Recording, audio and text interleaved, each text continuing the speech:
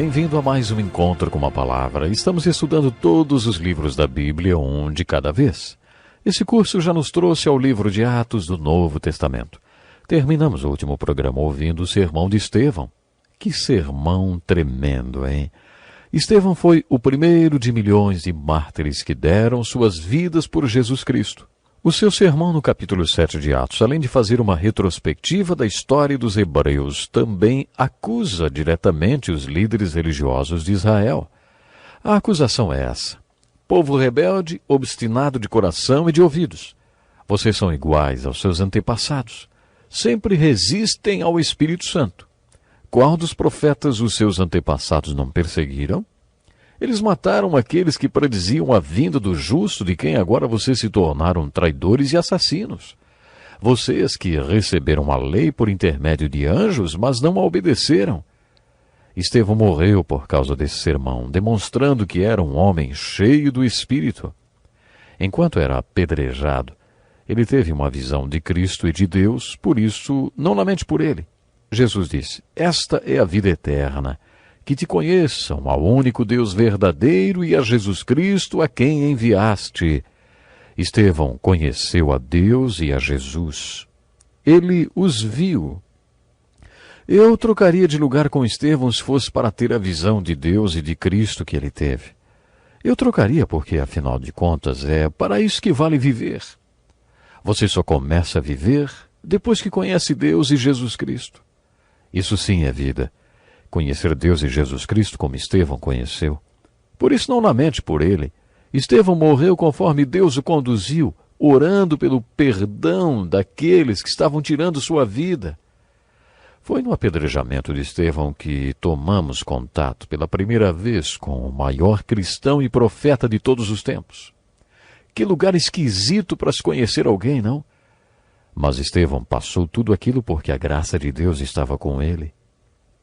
Envolvido no seu martírio, havia outro homem que escreveria metade do Novo Testamento, o grande missionário da história da igreja, o maior professor e pregador que já existiu. Ele estava segurando a capa daqueles que apedrejaram Estevão até a morte. De acordo com a lei judaica, a testemunha de um crime era tão culpada quanto aquele que cometia. Se você aceita a pena de morte, pense nisso um minuto. Você acha que seria certo uma pessoa receber a pena de morte porque testemunhou um crime? Você ligaria a cadeira elétrica para que essa pessoa morresse? Ou puxaria a corda para que fosse enforcada? Você se disporia a enforcar ou eletrocutar alguém? O que você acha da pena de morte? A lei judaica era a favor da pena de morte e a testemunha tinha que mostrar sua aprovação em relação ao que estava acontecendo. Por isso, Saulo de Tarso, que era membro do Sinédrio e um cidadão romano, mostrou que estava de acordo com a execução de Estevão quando segurou as capas daqueles que, de fato, o estavam assassinando. Ele estava se fazendo tão culpado quanto aqueles que estavam apedrejando Estevão. É interessante notar que o sermão de Estevão produziu frutos. Aliás, toda a pregação do livro de Atos era ungida. Era uma pregação bíblica que coloca Cristo como centro de tudo. Você pode até se perguntar por que a pregação de Estevão foi tão frutífera assim. No capítulo 22 de Atos, o apóstolo Paulo fez menção ao fato de ter presenciado a morte de Estevão. É claro que a morte e o modo como ele morreu tiveram um grande impacto na vida de Saulo de Tarso. No capítulo 9, lemos sobre sua conversão, sobre a mudança do seu nome. Muitos estudiosos acreditam que presenciar a morte de Estevão causou um tremendo impacto em Saulo e teve um papel importante na sua conversão. Estevão morreu e não viu os frutos do seu sermão. Ele nem imaginava que seu sermão e a sua morte contribuiriam para a conversão de Saulo de Tarso. Ele morreu sem imaginar que tantas pessoas seriam levadas a Cristo e salvas através de Saulo de Tarso. Estevão não imaginou que tantas igrejas seriam formadas e que o ministério de Paulo, que levaria o evangelho para todo o mundo, seria um dos frutos de sua vida e de seu ministério. Sem dúvida nenhuma, o ministério e a morte de Estevão tiveram forte influência na vida de Saulo. Uma vez ouvi a história de um homem que tinha a unção para pregar a palavra de Deus. Ele acreditava que recebia a palavra diretamente de Deus e, quando pregava, não bastava falar umas palavrinhas e pronto. Ele tinha que falar aquilo que Deus tinha colocado no seu coração.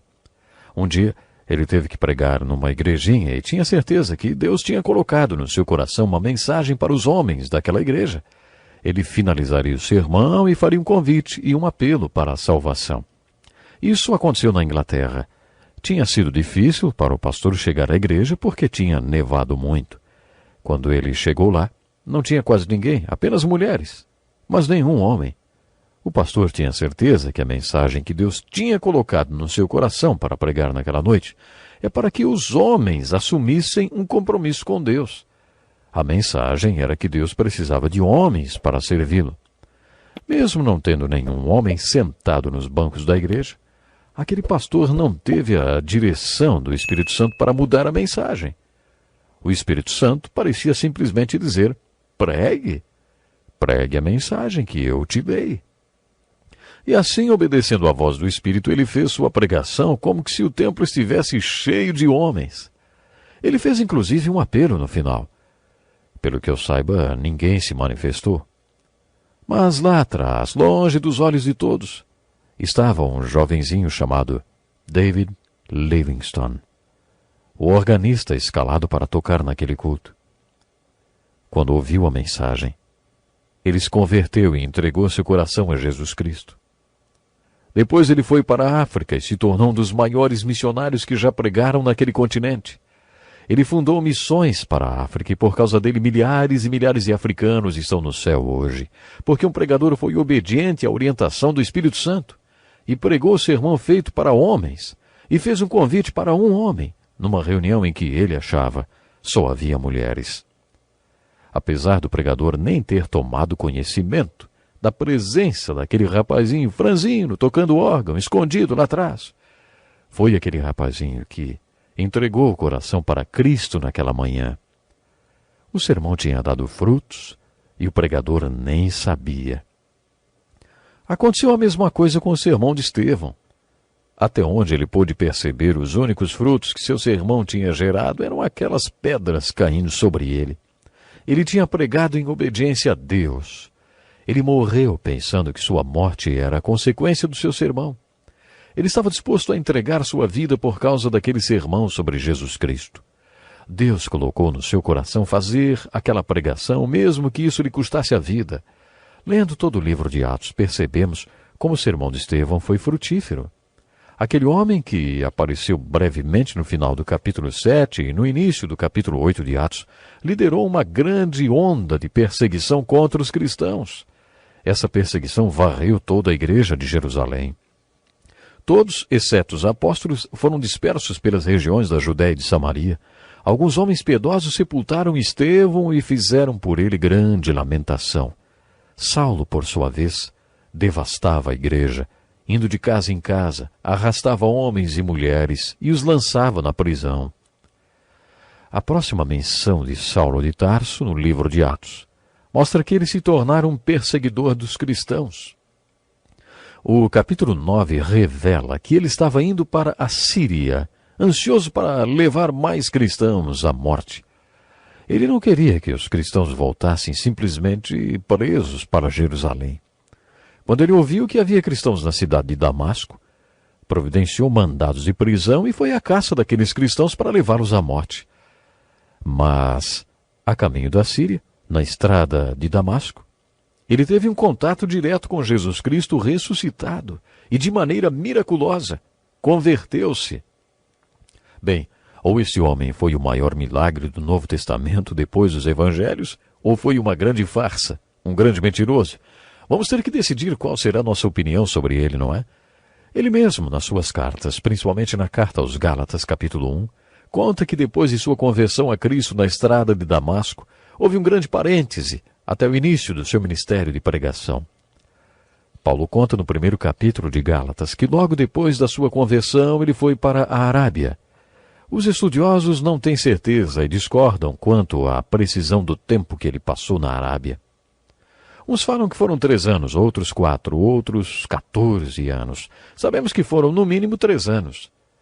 Paulo passou 3 anos com o Cristo ressuscitado nos desertos da Arábia. Segundo seu próprio relato, Cristo lhe ensinou tudo o que ele escreveu nestas cartas, que compõem metade do Novo Testamento. Paulo conta que depois de 14 anos ele foi para Jerusalém pela primeira vez em sua vida e encontrou os outros apóstolos. Eu sempre me perguntei o que Paulo fez para convencer os outros apóstolos de que era tão cristão quanto eles, ou até mais. De um jeito ou de outro, Paulo os convenceu de que ele tinha passado 3 anos com Jesus, assim como os outros apóstolos. É claro que Paulo lhes contou coisas sobre Jesus que só alguém que estivesse estado com ele poderia saber. Depois de lhes contar tudo isso, eles disseram: tudo bem, você vai pregar para o mundo gentil, para os não-judeus, e nós, para os judeus. Parece que foi essa a instrução que Deus lhes deu. Acho tudo isso muito intrigante. Eu não teria feito desse jeito.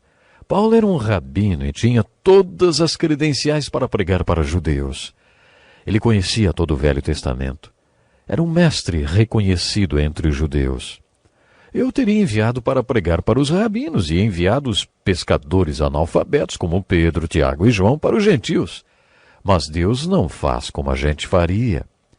John Wesley, um homem com todos os diplomas e cheio de reconhecimento, foi pregar nas minas de carvão de Wales.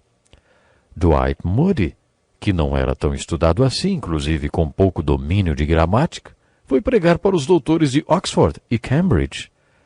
Mas, quando pregou a palavra de Deus no Reino Unido, milhares de doutores e nobres lotaram suas reuniões. Parece que Deus tem prazer em usar gente comum para fazer coisas extraordinárias. Deus mandou um rabino convertido pregar para bárbaros gentios e apóstolos analfabetos para pregar para os rabinos. Muito bem, agora você decide o que acha de Paulo. Se ele foi o maior milagre do Novo Testamento depois dos Evangelhos ou um grande mentiroso. O que você acha? O mesmo Deus que transformou o perseguidor de cristãos Saulo de Tarso no grande apóstolo Paulo pode mudar a sua vida. Pense nisso e até o próximo programa.